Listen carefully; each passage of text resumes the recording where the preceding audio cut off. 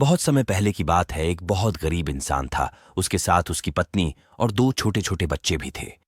उसका अपने परिवार का पालन पोषण करना बहुत कठिन हो गया था। उसका दिमाग काम नहीं करता था और मन भी अशांत रहने लगा। तभी उसने अपना घर छोड़ने का फैसला लिया। एक रात जब उसकी पत्नी और दोनों बच्चे सो रहे थे तो वो चुपचाप घर से चला गया। रात में बिना किसी मंजिल के वो आदमी चलता रहा। तभी अचानक उसने देखा कि एक नदी किनारे भगवान बुद्ध अपने शिष्यों के साथ बैठे हैं। उसी वक्त उसने निर्णय लिया कि वह अब सन्यासी हो जाएगा और भगवान बुद्ध का शिष्य बनकर यहीं रहेगा। उसके बाद वह भगवान बुद्ध के चरणों में जाकर गिर गया और उनसे विनती करने लगा कि वो उसे अपना शिष्य बनाकर अपने साथ ही रख लें। भगवान बुद्ध ने उस गरीब इंसान की बात सुनकर उसे अपना शिष्य बनाकर अपने साथ रख लिया। भगवान बुद्ध अपने शिष्यों के साथ आगे बढ़ते हैं।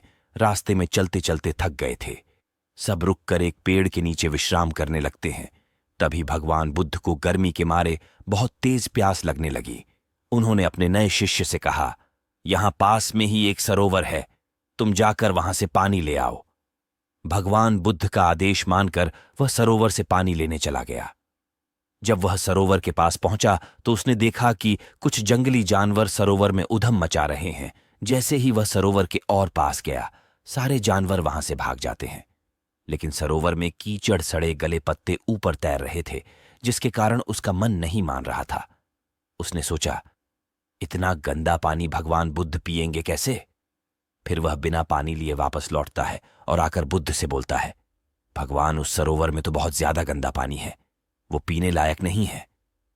अपने शिष्य की बात सुनकर भगवान बुद्ध थोड़ी देर चुप होकर बोले, जाओ, उसी सरोवर से जाकर पानी लेकर आओ। भगवान बुद्ध का आदेश मानकर वह वापस से सरोवर की तरफ चला गया।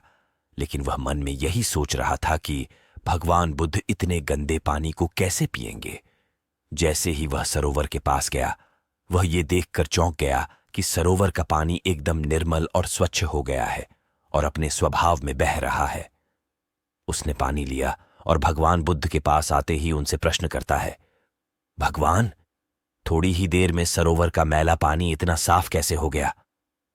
फिर बुद्ध ने उसे समझाते हुए कहा, जब जानवर पानी में उधम मचाए हुए थे तब सरोवर का कीचड़ उभर आया था, लेकिन कुछ देर शांत रहने पर कीचड़ फिर से नीचे बैठ गया और पानी पहले जैसे फिर से निर्मल और स्वच्छ हो गया। ठीक इसी तरह से हमारे मन की स्थिति भी ऐसी ही होती है। जीवन की कठिनाइयों और भाग दौड़ हमारी मन में उथल पुथल पैदा कर देती है, जिसके कारण हम बिना सोचे समझे गलत निर्णय ले लेते हैं। लेकिन कोई भी निर्णय लेने से पहले अगर हम अपने चित्त को शांत रखें और धैर्यपूर्वक बैठकर सोचें, तो हमारे मन की वो उथल पुथल भी पानी की कीचड़ की तरह नीचे बैठ जाती है और तब हम जो भी निर्णय लेते हैं वो हमेशा सही होता है। इसलिए बुरे समय में इंसान को अपना धीरज नहीं खोना चाहिए। भगवान बुद्ध की यह बातें सुनकर उसका दिमाग खुल जाता है और जब वह शांति से बैठकर सोचता है तो उसे अपनी ही गलती नजर आती है। फिर उसे समझ में आता है कि उसने अपना घर छोड़ने का गलत निर्णय लिया था।